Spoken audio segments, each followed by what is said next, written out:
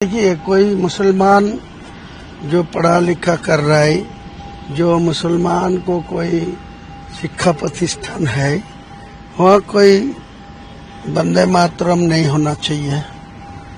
वो मुसलमान को जो कुरान है, उनका जो कुरान हदीस को जो लिखा हुआ है, वहाँ का कोई वंदे मातरम बंधन करने का कोई जगह नहीं है।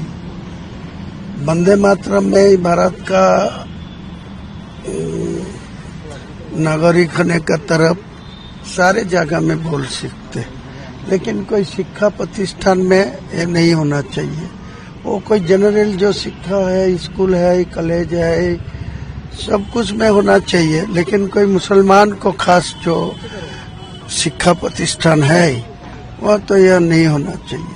आपके हिसाब से में नहीं होना चाहिए या स्कूल में ही नहीं होना चाहिए वंदे मातरम? स्कूल को होने का कोई दिक्कत नहीं है। जनरल स्कूल जो होगा, शिक्षा प्रतिष्ठान जो होगा, वो कोई ऑर्डर होगा तो भारत का वंदे मातरम स्लोगन देने का कोई तकलीफ नहीं होना चाहिए, कोई प्रॉब्लम नहीं होना चाहिए। लेकिन मदरसा वो मुसलमान का प्रतिष्ठान है, वो तो कोई भारत बंधन का करने का, वंदे मातरम बोलने का कोई जगह नहीं है। वो तो कुरान शिक्षक के लिए मदरसा है, तो कुरान सीखेगी तो वो कोई वहाँ तो कोई सरकार का कोई कंट्रीब्यूशन है ही नहीं। जितने सारे मदरसा है वो मुसलमान को पैसा से चल रहा है। मुसलमान को गरीब, यतीम, जो पिता नहीं है, माता नहीं है, इनको जो बच्चा है वो मदरसा में पढ़ते हैं। इनको सरकार के तरफ कोई देने का नहीं दिया, तो उनको क्या ये सब निर्णय ले रहा है? आपके हिसाब से क्या मदरसों में कुरान पढ़ाया जाना चाहिए? मदरसा शिक्षा प्रतिष्ठान जो है वो शिक्षा हो गई, लेकिन जो खारिजी मदरसा है, 10,000 से ज्यादा मदरसा स्टेट में है, वो तो कुरान ही पढ़ते हैं, नमाज होते हैं, कुरान पढ़ते हैं, बाकी तो कोई गलत काम हुआ तो नहीं होना चाहिए। अभी दादा, आपने जैसे कि कहा कि सरकार की तरफ से जो नोटिस आया है कि गाय या फिर कोई भी कुर्बानी से पहले सर्टिफिकेट देने के लिए, बट आप अभी भी यही कह रहे हैं कि नहीं, कुर्बानी होगी। कुर्बानी तो होना ही चाहिए। ये 1400 साल से ज्यादा टाइम से सारा इंडिया नहीं है, सारा देश का, विश्व का जो मुसलमान है, सब लोगों को वो कुर्बानी, पशु कुर्बानी देते हैं। कुर्बानी का अलग एक महत्ता है, वो कुरान का निर्देश है। जितने को पास कुर्बानी देने का हिम्मत है, पैसा है, तो उनको वो करना ही चाहिए। तो अल्लाह के खुशी करने के लिए अल्लाह ने जो निर्देश दिया कुरान में, वो तो मानना ही चाहिए। हर मुसलमान ये मानेगी, किसी को ये नहीं रुक सकता।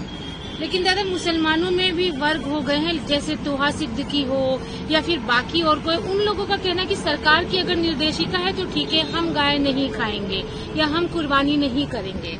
इस पर आप क्या बोलेंगे? अरे वो कोई गाय खाने के लिए मना करेगी, कोई ऑर्डर करेगी, तो अलग सिस्टम में देश भर के करने दीजिए ना।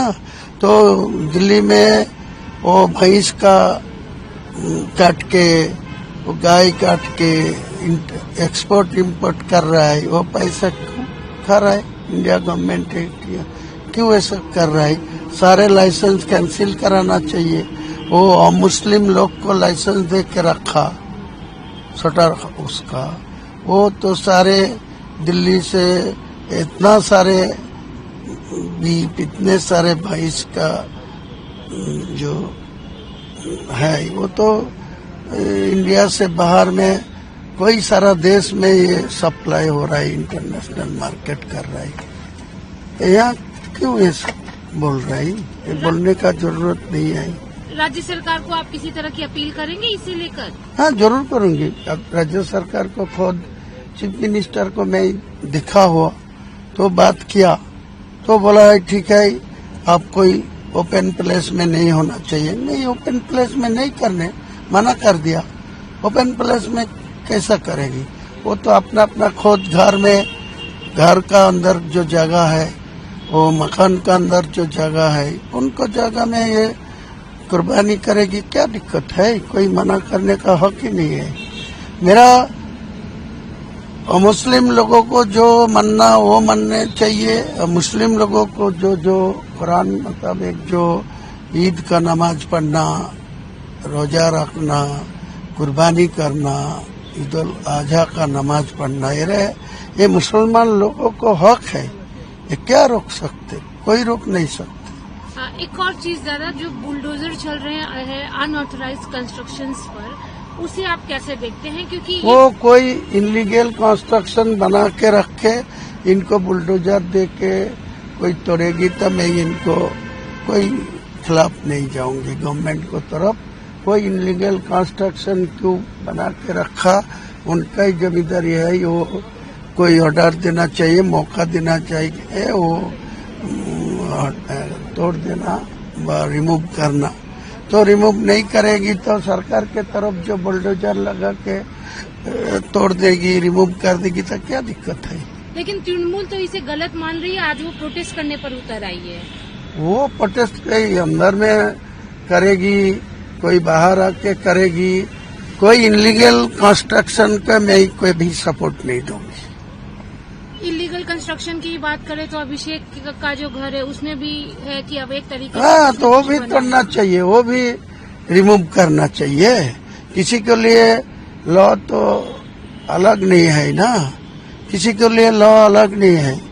वो तो होना ही चाहिए, को अभिषेक हो और दूसरा कोई हो।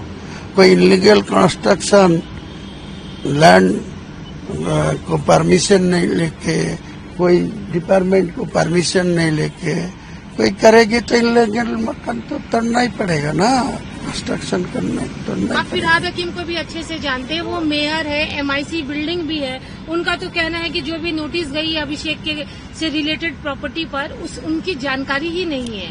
उनको जानकारी है ही नहीं तो वहाँ है क्यों? वो तो तुरंत इस्तीफा देना चाहिए, उनसे रिजाइन करके घर घुसना चाहिए।